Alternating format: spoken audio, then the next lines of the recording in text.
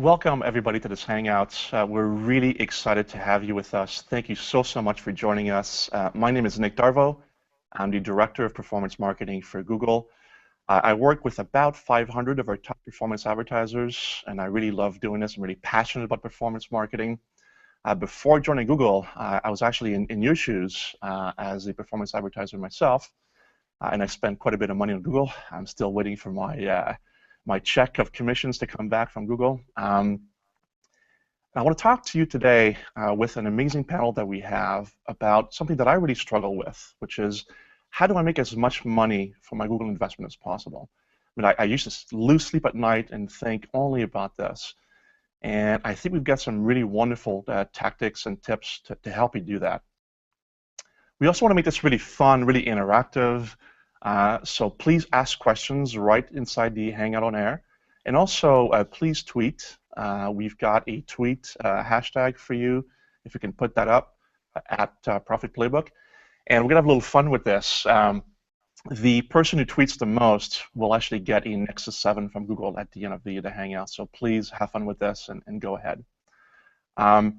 I want to introduce to you our amazing panel. These are world experts at performance marketing, really passionate about this topic, and we're really lucky to have them. The first panelist is Professor Peter Fader from Wharton. The second panelist is George Mickey from the Rim-Kaufman Group. And our third panelist is Billy Ferriolo from AutoVital. And I'm going to let them introduce themselves in a few minutes, but thank you, gentlemen, for joining us. We're really thrilled to have you. Pleasure. I want to quickly introduce this topic by sharing a few seem relatively obvious things, but really are not. And I'm going to start by asking a very simple question to the audience, and I want you to think about this. Now, if you were an advertiser on Google, and you had the choice between having a cost of acquisition of 100 or one of 50, which advertiser would you rather be? And I'll let you think about this. Right. Well, the reflex is to say, well, I want to have a $50 cost of acquisition. That's very normal. By the way, when I was an advertiser, I was a CPA-driven advertiser. Minimize my CPA. I want the cost to be lower. But as you can see on this graph, cost is not the only thing. Right? There's obviously a tension between cost and volume. And what this graph shows is as the cost of acquisition changes, the revenues of an advertiser changes radically, and so do the profits. So the basis of this entire conversation today is don't think about CPA or ROI only. Think about how can you maximize the amount of money that you're making with your Google investment. And the only way to do that is to have a profit-based mentality as opposed to a CPA mentality. And in the work that I'm doing with the 500 advertisers that I work with, if you can show the next slide, I see kind of three types of advertisers. Advertisers who have a fixed budget, and those advertisers typically, some of them do well, but most of them leave a lot of money on the table. They have a fixed budget. They don't measure things as well as other advertisers, and they don't seek more volume and more profit because they have a fixed budget. Then there's a second kind of tier of advertisers that I work with that have a cost of acquisition or ROI goal. And there's nothing wrong with that. Many of these advertisers do incredibly well. But by having a fixed CPA, they basically put a flag in the sand and say, look, we're going to pay $40 to acquire customers. The problem with that is they don't test pricing anymore. They're basically not changing their CPA. They keep it constant forever. So they're not playing with the most powerful lever there is at Google, bid testing. They're not testing their bids anymore because they're stuck on a $40 CPI. And then there's advertisers, and there's very few of them right now. I'd say about 10% of the advertisers that I work with think very differently. They don't have a budget. They don't worry about their CPA or their ROI. They basically say, I want to make as much money as possible. And simply because they think this way, and that's their core KPI, they make a lot more money than other advertisers, typically significantly more money than other advertisers. So in terms of introduction, the message I'd like to send is start shifting your mindset to profits instead of CPA or ROI. you will make a lot more money with your investment with Google. So I hope that was helpful. And let's go to our panel. Professor Fitter, please tell us more about you and tell us about the field of study that you're in. Nick, I'm in pain over here because my neck hurts because I'm agreeing so vigorously with you. You know, it's so funny to see how Google brought such visibility to CPA in the first place. You know, let advertisers really understand what they're paying to get customers on board or to take other actions. You know, far more visibility than ever before. Almost too much, to the point where those CPAs are so visceral. We can see and therefore feel the pain of every penny that we're paying to get those clicks and to get those customers on board. And so it's just great that Google is now filling in the other half of it, which is what's the upside to it. And so it's just so important to realize that in so many cases the upsides greatly dominate the downsides.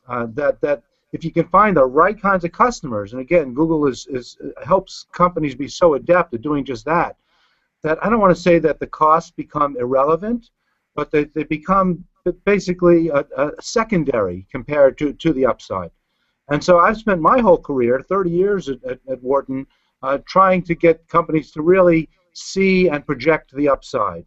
It's not enough just to get someone on board now. It's not enough just to make a transaction tomorrow, but it's the idea of lifetime value. That's what we mean by profits. So yes, it might be hard to recoup those costs just from the first transaction or two, but if we can tag the customer, if we can track them, then we can realize that there's so much upside to them that, again, CPA starts to take a back seat.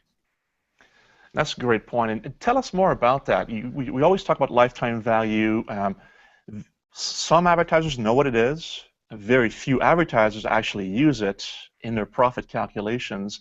And many advertisers that I work with don't know their lifetime value. From a practical perspective, like, how should advertisers think about lifetime value? How do you calculate it? What is the right way to think about this? So let's first talk about what it isn't. It's not historic profitability. So too often we think that the value of our customer is the value that we've already extracted from that customer. Now, I'll grant you that that customer that has been valuable to us in the past, pretty good chance that they're going to be valuable to us in the future. But it's not a one-to-one mapping. There are going to be some customers who used to be really profitable, but they haven't been around for a while. Or there's going to be some up-and-comers where we haven't made that much money from them, but the future is really bright. So I really want customers, I want all companies to be looking ahead.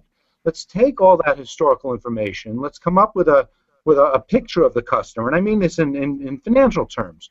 What do we think this customer is going to be worth? Can we project the future trajectory of transactions that they're going to make, the size of those transactions, and the other value-generating behaviors that they might have, such as referrals and other ways that they could extend influence to other customers.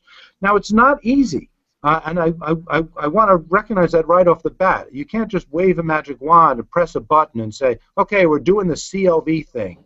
Part of it is that there's some math involved. Part of it is that there's some types of data involved that are a little bit different than what you've looked at in the past. Part of it is a cultural thing.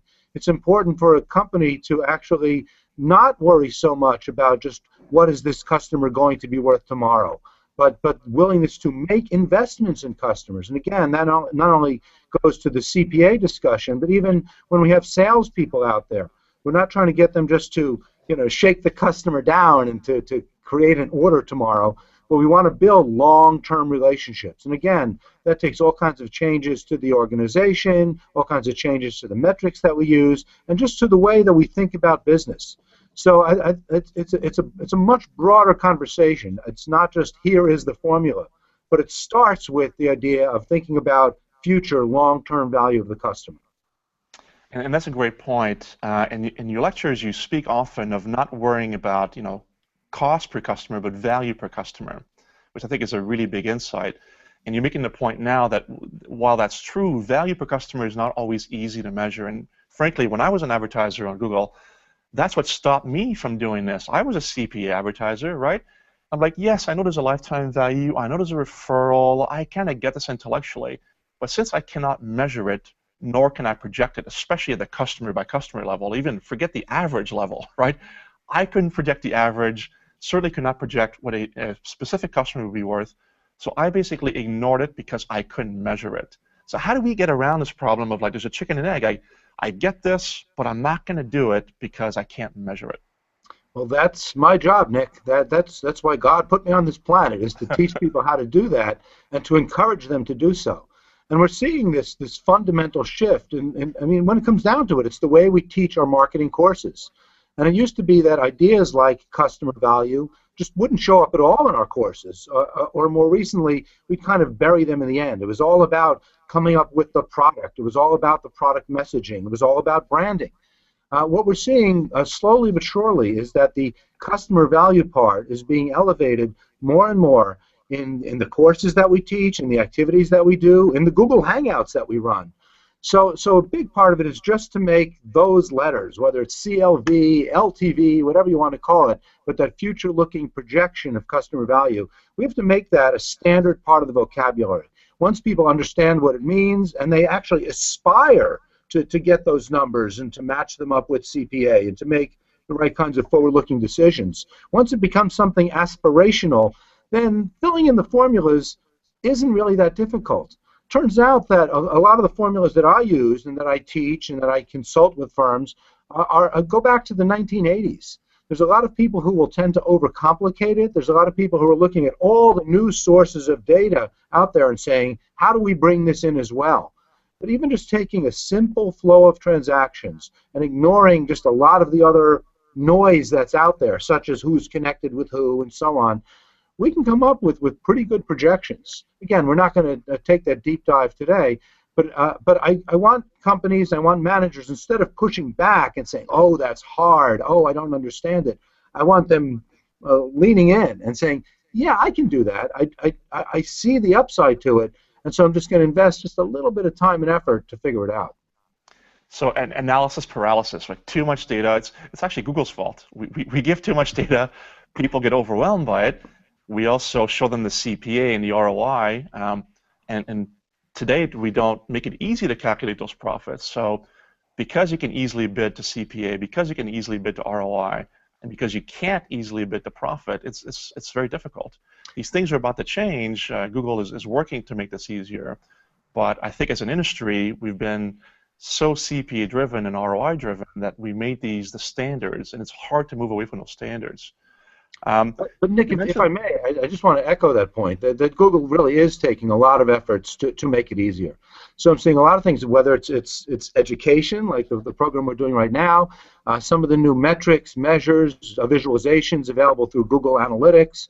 There's a lot that Google is doing to rebalance those scales. Yes, you created the CPA monster, but I think it's just as important to start to unlock CLV, again, as part of the vocabulary, as well as something really tangible that companies can work with. I'm seeing a lot of good progress there. Well, thanks for that. Let's push a little bit more on the kind of financial theory, like so. Why is CPA not the right metric, and why is ROAS not the right metric? What are the downsides of those two metrics relative to a kind of profit-minded metric? Well, let me first say that while CPA isn't the ultimate metric, it shouldn't be ignored. So I spend a lot of my time saying, don't let CPA drive your decisions about customer acquisition and how effectively you're doing it. But it's still part of it. So yes, we do want to bring in the profit notion. I mean, you said it very, very well at the outset, and it's pretty clear that if we're only comparing CPAs, sure, we want it to be lower. So we just need to bring more visibility to the upside. And again, part of it, it's not very familiar to people. Part of it, it's a guess about the future. I don't know for a fact what this customer is going to be worth. I do know for a fact of what it cost me to get them. And so part of it is the vagueness of it, besides the unfamiliarity. And again, that's where I come in, is to demonstrate that there are ways of projecting customer lifetime value. While it'll never be precise, I can't tell you that this customer CLV will be $137.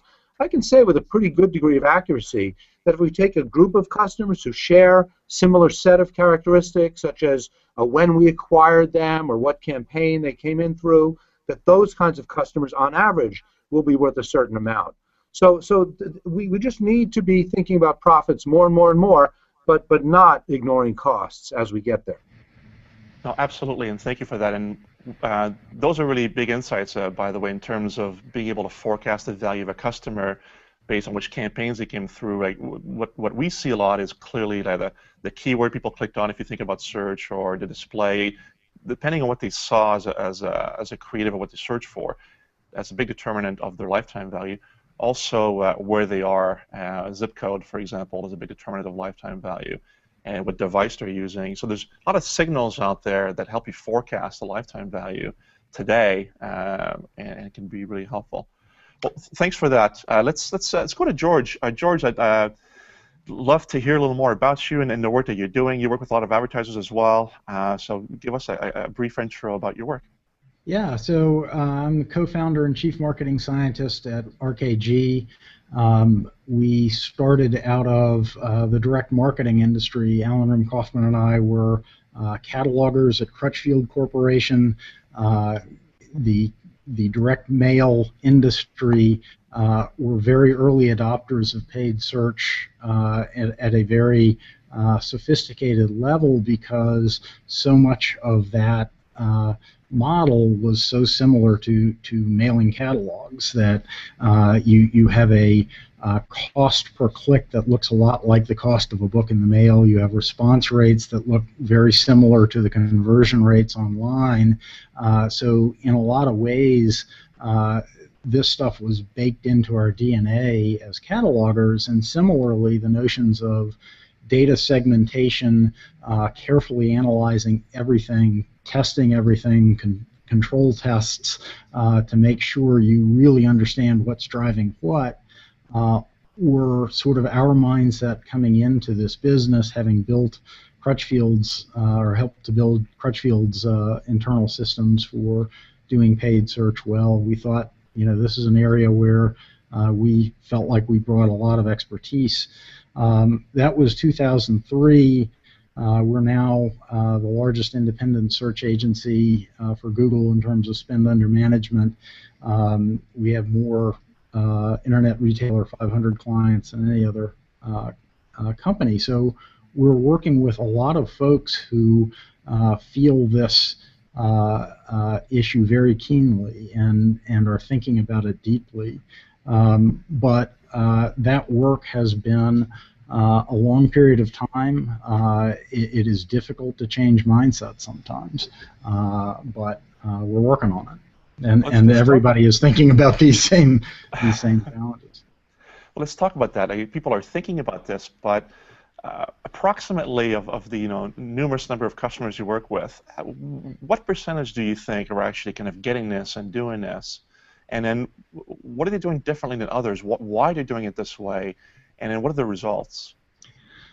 Yeah, it's a good question. I think a lot of companies, a lot of our clients gravitated to us particularly because of our roots. So we have a little bit of a recursive issue that our clients look a lot like us in terms of mindset. So I think our clients are probably more sophisticated than the average, and oftentimes what you find is the more you work with large brands that are traditionally brand marketers, the less you see in terms of really deep understandings of customer lifetime value, of how much you can invest to grow customers, of how do you grow a 12-month buyer file, because in many senses that's really the lifeblood of the business. You can wring profitability to the point that your customer base is shrinking and shrinking and shrinking, and your profitability percentage looks great, and yet your business is going under. So that's an important point, right? And you and I talked this morning about this. In addition to being more profitable, you mentioned to me that advertisers who think this way, who have a kind of growth mindset, who think about long-term profits, not only do they see their short-term profits go up, but there's other benefits as well in the long term. So I'd love to hear more about that. Yeah, amplifying on what Peter was saying earlier, I think a lot of folks let the perfect be the enemy of the good in terms of understanding lifetime value, and in terms of being willing to go beyond even break-even profitability in terms of what those targets are. And I think, it is important not to lose the cost side, because what you're really trying to do as a marketer is marry the costs that you're willing to pay to the value that you're going to get.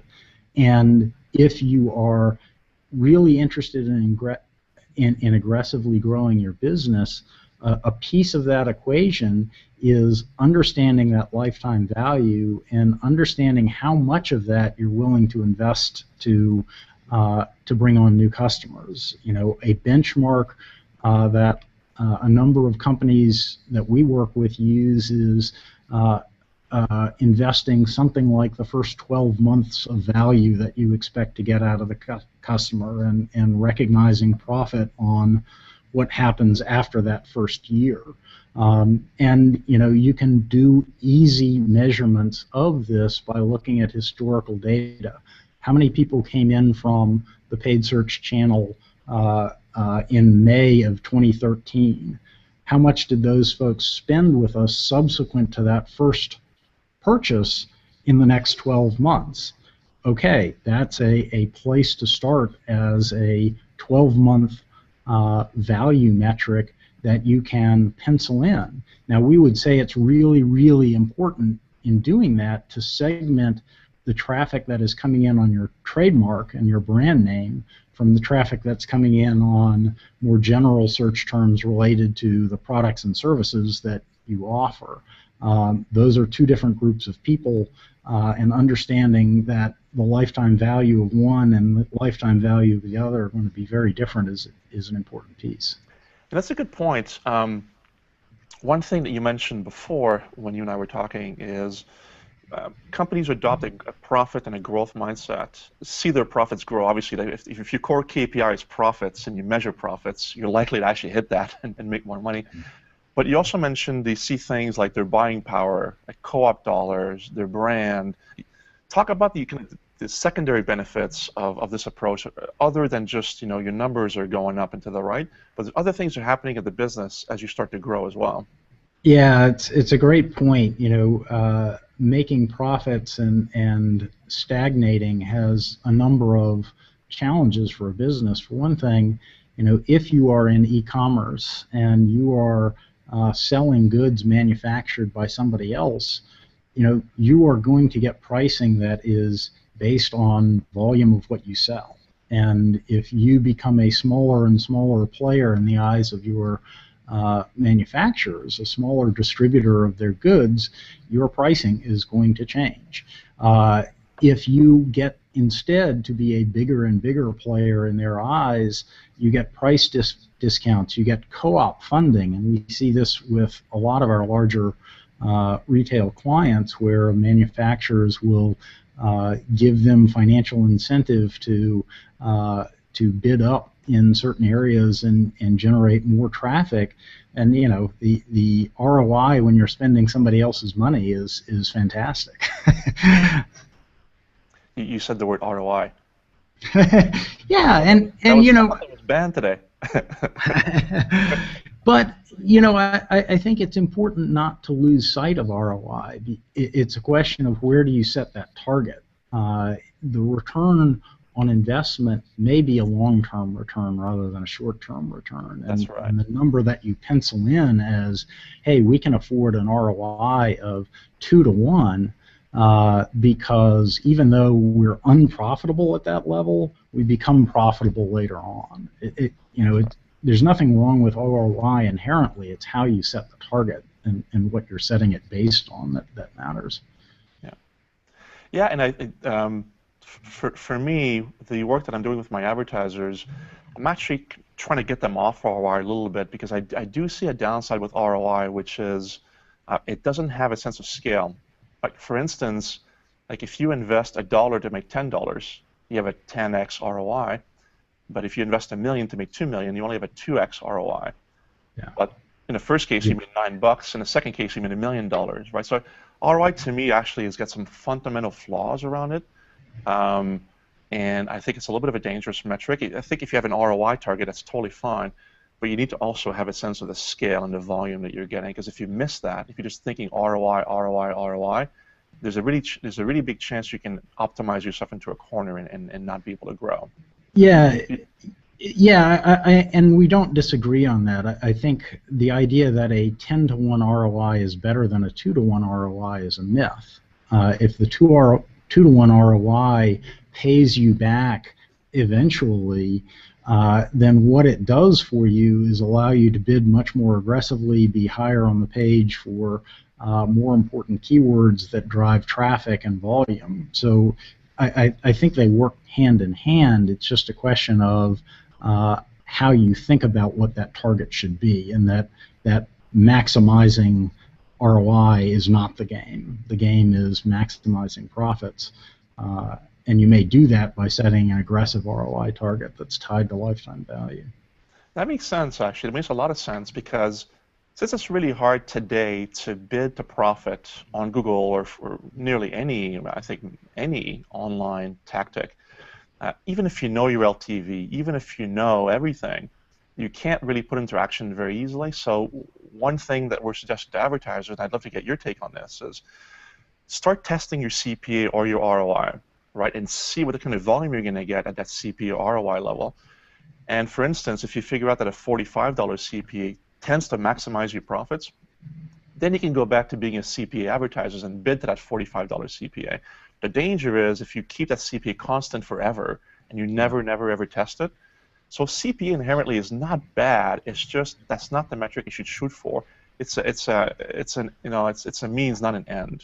What do you think about that?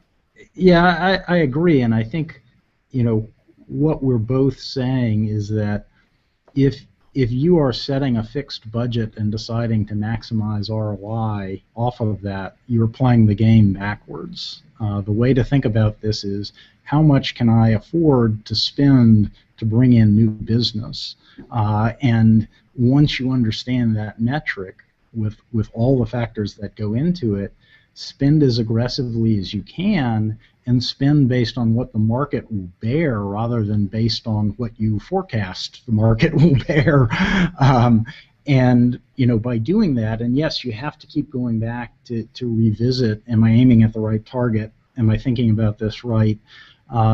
It can be very difficult. We have a number of our clients that are passing us margin data in real time, so we actually understand not just revenue, but the actual margin that they're seeing on the order. So understanding that margin is, an even better metric than sales revenue. At the same time, it's not a perfect number either, because margin is complicated. You buy things in lots, and the average price may be one thing, but if you buy the next lot and it's more expensive, then how do you think about the inventory on your shelf in terms of margin? Moreover, you get these volume discounts from some manufacturers at the end of the month that, hey, if you hit this threshold, then we're going to give you a rebate. Very difficult to tie that in accurately, so it really is a metric that you need to keep going back to and studying very carefully. Yeah, no, absolutely. Well, thank you for that so much, and I'd like to encourage everybody to start asking questions on the Hangout on Air. The questions are rolling in.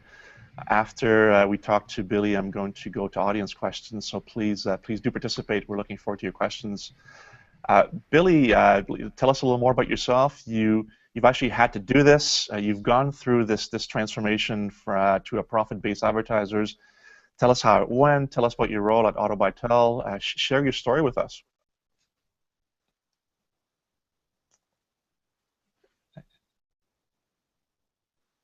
Yeah, I think, Billy, I think you're muted. I think if you can unmute yourself, please, that would be helpful.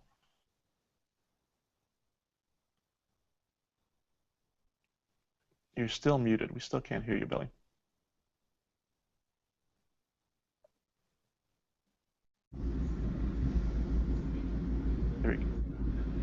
Can you hear me now? Hello? Yes, perfect. Yes. Okay. Maybe there was a delay when I clicked the mute. Sorry about that. To get started again, my name's Billy Ferriola. I'm the Senior Vice President of Consumer Acquisition at AutoByTel. I've been with the company now 3.5 years via an acquisition. They purchased my company 3.5 years ago, Autotropolis. My background is automotive centric. We are an automotive company that has relationships with the OEMs and new and used car franchise authorized dealers. And we basically do the advertising via ourselves for them, more of a direct response model. We were early adopters about 18 months ago to the enhanced campaigns. Coming out of last July, we kind of had a nice tailwind behind us. And as we got through the summer, we started to notice some favorable signals from the data coming in that were leaning towards opening budgets, opening CPAs. I don't want to say getting away from CPAs. I think everybody's brought up a discussion of something you could argue for and against. I don't think anything you can hold the feet to the fire on, but everything is a measurement. So whether it's a guardrail or whether it's a point to say that you are on track, I think it's important to use everything at your disposal. But it really allowed us to not look at CPA as the only game and start to kind of open those up as well. Fast forward, the first 6 months of this year has paid big dividends for us. It wasn't an overnight thing. It was more of a crawl, walk, and then run. I don't know that we're at a full sprint right now because you still want to be mindful of the business, but it definitely has put us on the right path. That's great. AutoBytel's been around for forever. It's one of my favorite web companies. I've used it numerous times. You guys must have felt at some point after using Google for years and years and years that we're tapped out. We've got as much money as we can from Google. We need to look at other sources. Yet, after thinking this way, you've had pretty radical improvements in your revenues with Google and your profits. How did you actually go from being pretty stable, doing very well, but not growing as fast as you wanted to, really hitting a very completely different growth curve? What are the kind of 2 or 3 things that you changed? Well, I think we always tried to understand our consumer. I think that's a big part of it, is understanding the consumer and being mindful of all the signals that they're giving you. I mean, they're giving you a wealth of information on them for every click. I think additional to that is what we would internally call owning the data. You want to be an expert on the data. You want to own the data that's given to you. For all purposes, you're spending money on the click, you're spending money on the conversion, whatever that measurement is for you. So you truly want to own that. And I think those are 2 of the big things. I think one of the biggest things that has been very helpful to us is leveraging the tools that Google gives us. AdWords combined with Google Analytics has brought an enormous amount of insight into the data, into the behavioral signals, and the big crossover to syncing the accounts some time ago has been somewhat game-changing for us as well, and gives you multiple points to look at, multiple things to look at, and truly understand what's going on.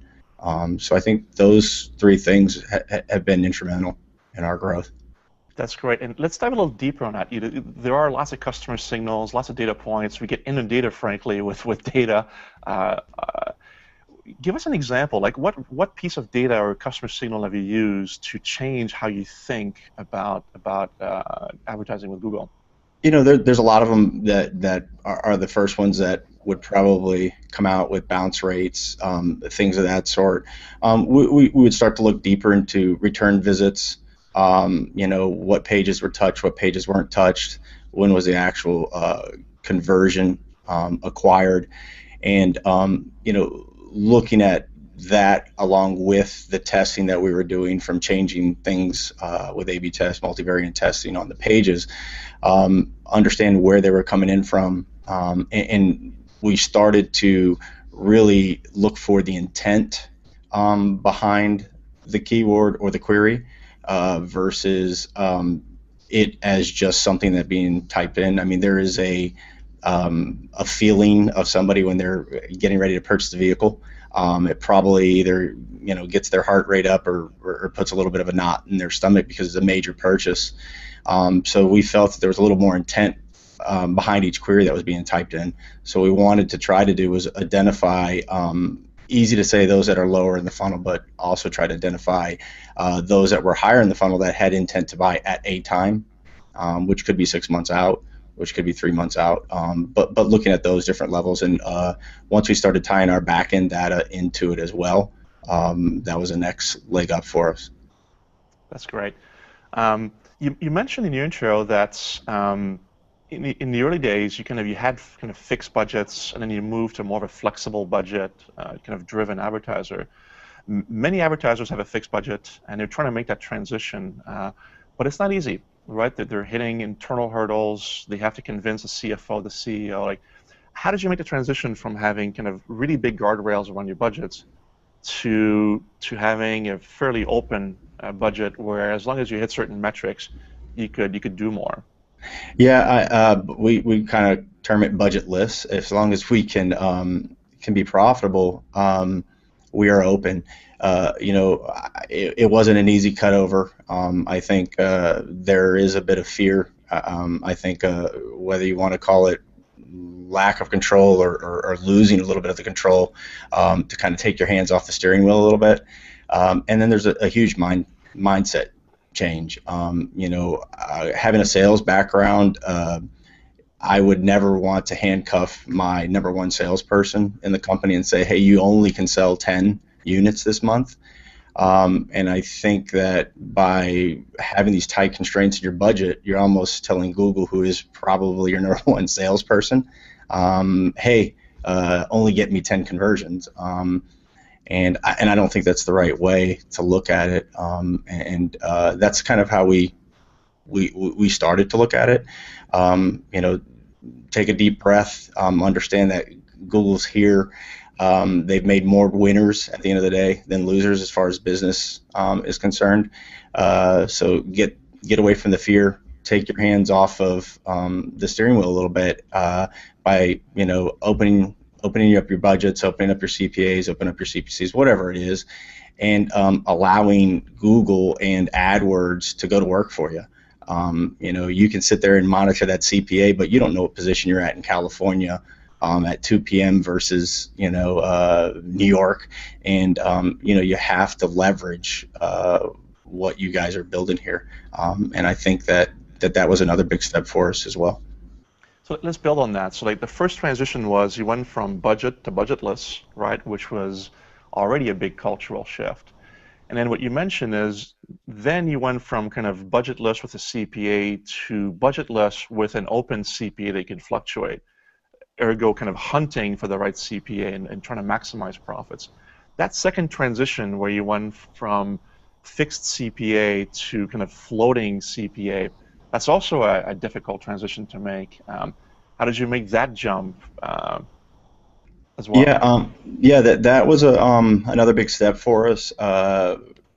Trying to own your business and the data. Google does an amazing job at getting us in front of people, but at the end of the day, we should know our business better than Google does, and everybody independently should be that way.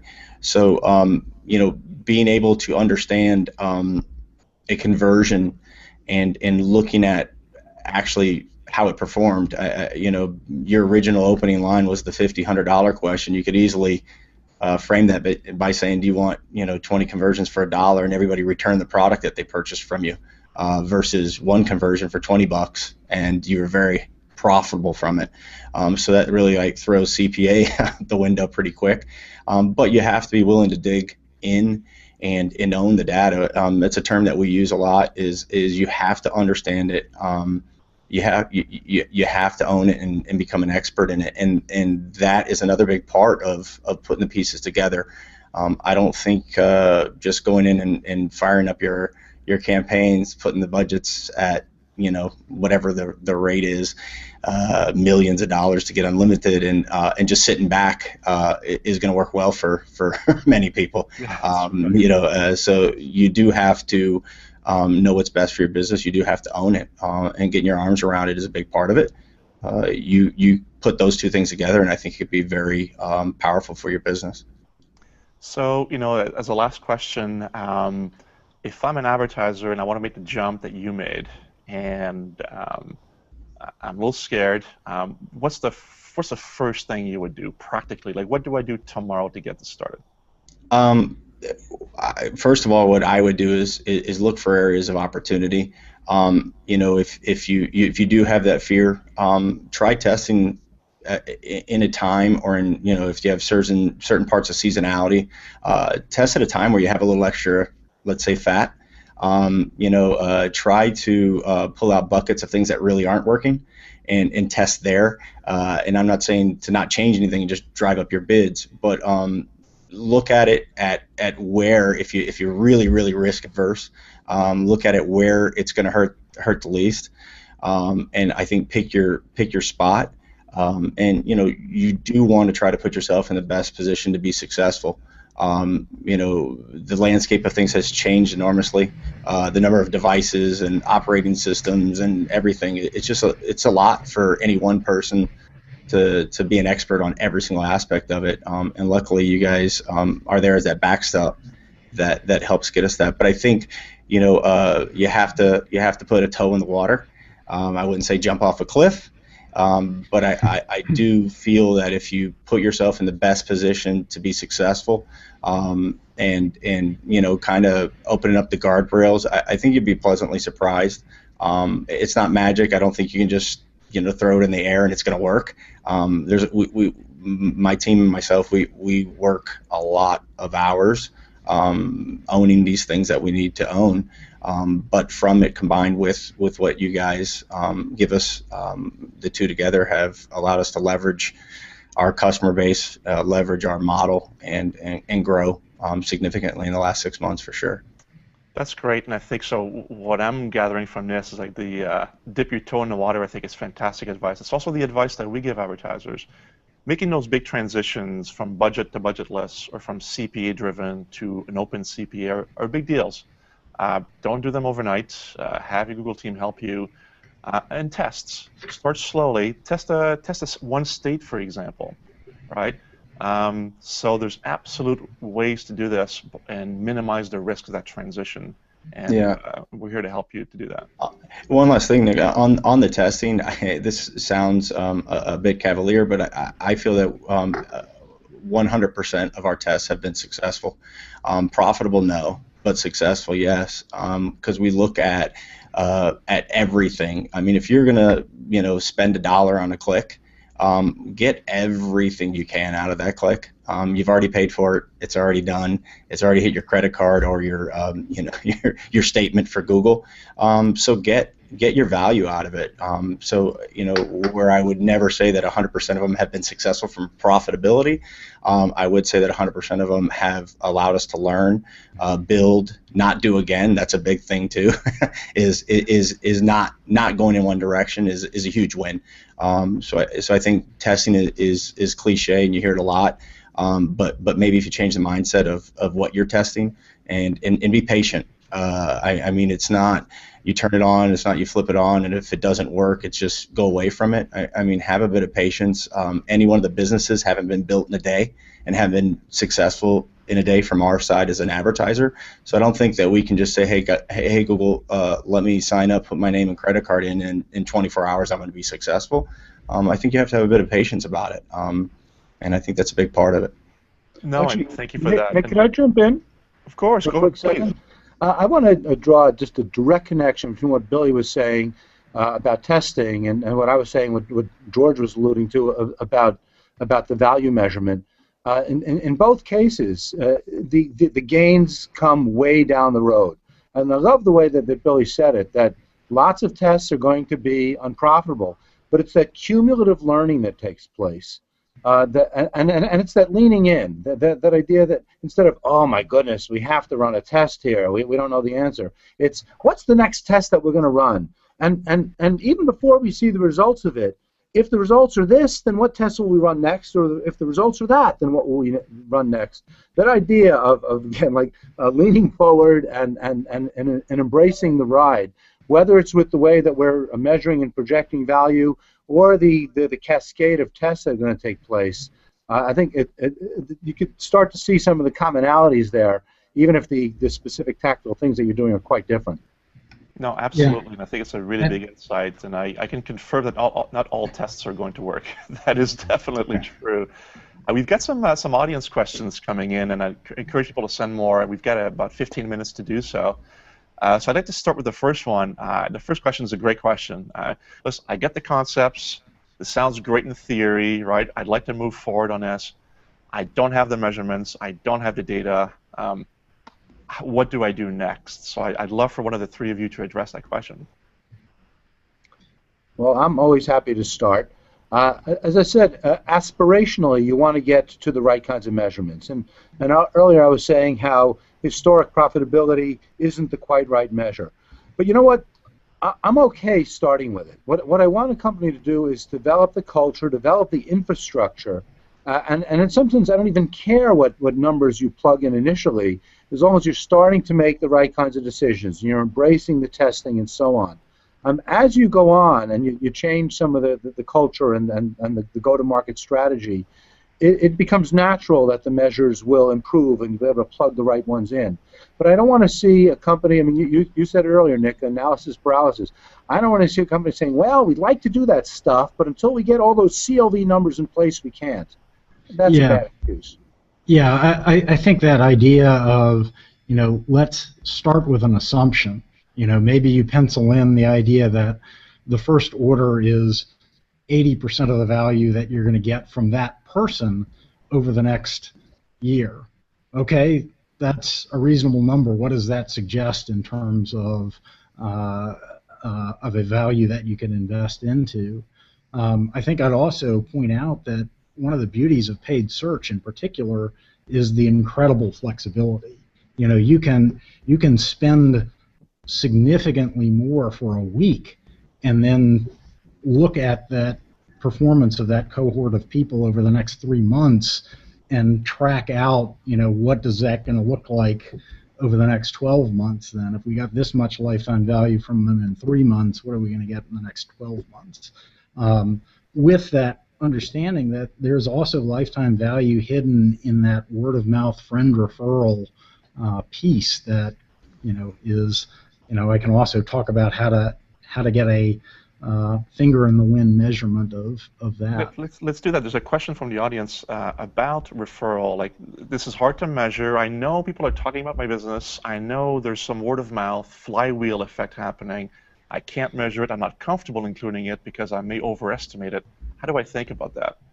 Yeah, what I have done with clients, what I did in my days as a retailer, were really back of the envelope kind of hacky measurements where we track everything, and if we know that there are a certain number of people who showed up on my website and transacted business with me, and I don't have any record of marketing touches previously. Maybe they came in on a brand ad, but I didn't know them previously. They weren't a customer before, and what you do is you grab 100 of those folks and call them.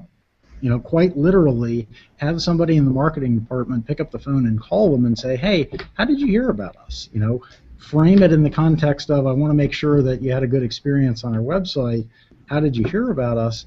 And what you find is an alarming percentage of those folks will say, alarming but good, percentage of those folks will say, well, a friend of mine told me about your site, and so I came here directly and was really impressed. And so if you start penciling in, okay, well, for every happy new customer we see from that, if you extrapolate, another 0.2 customers that they might refer, you start creating some reasonable assumptions on which you can build a lifetime value calculation. Yeah, that's a great point. And another audience question is around that, is around lifetime value, is around also profits outside the web. So the question is like, I'm in a business I'm in a yoga studio business, and a lot of the advertising I do does not lead to any conversions online. It leads to conversions offline, which are hard to measure, and which is absolutely true. So how do we think about matching the advertising that we do on Google with what's happening off the web? Yeah, well, I can speak for one. We've been in a number of Google's beta programs to try to get estimates of this, and that's done through a variety of different means. One of those tests is secret enough that I can't talk about it, but is very exciting and promising. I think we're getting to the point where whether it's using old methods of point of sale coupons, get $5 off the first month of classes if you download this coupon and take it into one of our studios, is a way to get at least some sense that there is that spillover effect happening. There are better methods coming. And we're also working with some of our brick and mortar clients on significant setting up very, very careful geo-targeted tests of heavying up in some areas, pulling back advertising in other areas, and watching for impacts in offline transactions that result in that. Again, test, right? That's one of the key insights of today. Nick, if I could add one thing on that too. We are not 100% on a referral type basis, but I think human nature is to help, and from a business perspective, I think if you ask people, you'll get a lot of response when they hit your store. If you ask, I mean, you obviously have to ask a loaded question to get feedback. I mean, you don't just want to say how are you today and think you're going to get what you need. But I think human nature is to help, and while you might not get 100% of them to buy in and say, hey, I clicked on this ad on Google, it was the third spot on the right side. I think if you have if you're driving some results with enough data to measure, I think people will help you if you just ask. I think inherently they want to help, and you can lean on that, and you'll get your money's worth. If it's just the 80% rule. No, absolutely. Another question from the audience. I find this question really interesting, and we see this a lot. And I had this problem myself.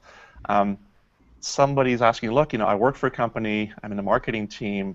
We are not compensated by profits. We're compensated to hit a certain ROI or a CPA. Ergo, this is what I'm going to do, as this person should, right? How do we change this? How do we make this work in a company where everything is geared towards efficiency, as opposed to profit growth? Yeah, it's a super question, and we see this a lot across a lot of clients where, and one of the caveats that I would put on the test mantra is communicate first, because if you don't create buy-in in the organization that we're going to devote a certain fraction of the marketing budget, whatever that might be, to testing, and here's what we expect to find, here's what we hope to find, you're going to find that the CFO is screaming at the end of the month because he's getting bills that he wasn't expecting, and he's upset. And that piece of creating first the institutional buy-in to change mentality is really important, because we see it all the time that silos within organizations can really create disincentive to test and do things differently. We see this with attribution, where if you change and get to a smarter attribution model to give credit more appropriately to different marketing pieces, it changes the year-over-year performance metrics for different departments. And if your bonus is tied to how many customers you bring in through email, you're going to be screamed at, and you're going to miss your bonus for reasons that are strictly tied to how you look at numbers, and it can be a real barrier to improvement. That's right. And I'd like to just try to, in a way, restate what George has said, but I've been trying to foment a revolution for years, trying to get this kind of bottom-up perspective. Let's get the marketing people to really figure out all the value of the customers and realign around the valuable ones and let that bubble up through the organization. It turns out that's really, really hard to do.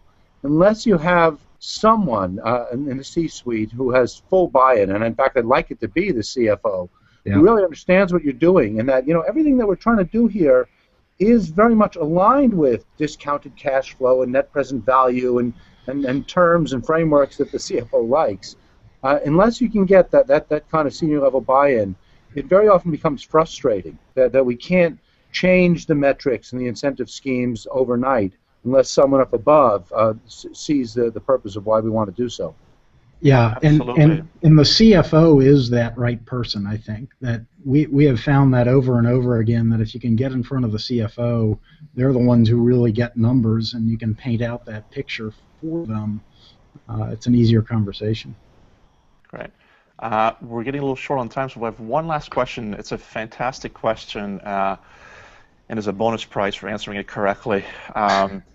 Liz, look, we've been talking about profits for the last hour. We've kind of gone around what it is. What's the profit formula we should be using? Exactly. Like, what is the numbers we should be putting in there? And if one of you guys wants to take a crack at this, I have an opinion, but I'd love to hear from you as well. I think go ahead. Go ahead, Peter.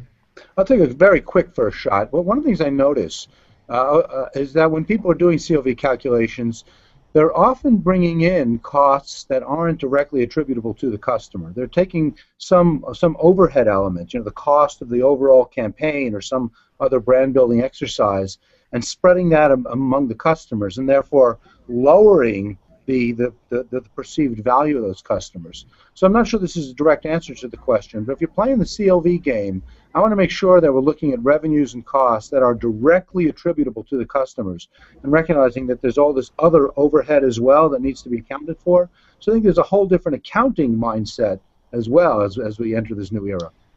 Yeah, we like to think about it as marketing income. That forget the G&A of the company. You don't need to have this be profitable in the sense of paying for its fair share of the building that you're in. What you need to do is recognize a lot of these costs are fixed, not variable. You want to make sure that the variable costs are in line with what you're driving. And the other piece of this fantastic question of what do we really mean by profit is over what time horizon, because you might absolutely lose money for the first month and not make that money back until a year later. Is that profitable? Well, if you have a long-term view of success and growth, absolutely. Yeah, no, absolutely. Well, great. Let's see if I can summarize quickly in a minute or two. I think what we've talked about today is we want to start a revolution. All right, we want to start a revolution, and I think we want to help companies do three things. One is focus on profits, not just the cost of a marketing investment. And I'll take a crack at the profit formula that I've worked with advertisers on. The customer lifetime value revenues, or the revenues a customer gives you over a period of time, 2 or 3 years, whatever you're comfortable with, times an offline multiplier for revenues that are off the web, times, as George said, a referral multiplier, bringing customers in for free, times your profit margin, your gross profit margin, not your net profit margin, minus your Google investment. So customer lifetime value times your offline multiplier, times your referral multiplier, times your gross margin, minus your Google investment is a profit formula that I'm trying to get people to espouse. That's number one. Number two is don't let perfection be the enemy of good enough. Just because you don't know everything, get started today, make assumptions. frankly, be overly conservative. Assume a customer lifetime value, and if you don't know what it is, divide by 2, right? Get started. Just think about it this way. And the last one is communicate, communicate, communicate, test, test, test. Change the culture of the organization from one that spends, marketing in a certain way, in a certain kind of planned out way over a year, over a quarter, to one where every day, right, or every week, you're asking yourselves questions. You're trying to figure out what to do next. You're trying to get better and better every day. That, frankly, is the most important thing that differentiates advertisers that I work with that are killing it versus ones that are just doing very well. So if you have this mentality of testing, like Billy mentioned, you can imagine that Auto by Tel, they're testing all the time. It's just really, really powerful.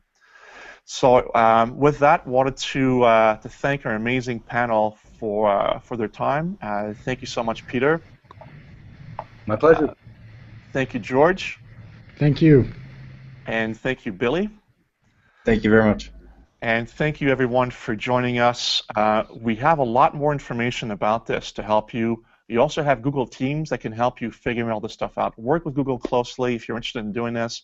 If you want to learn more about profit maximization with Google, there's a URL right here with a lot of information. We are here to help. We know this is slightly complicated, but it's okay. Let's crawl, walk, and run together. Thank you for your time.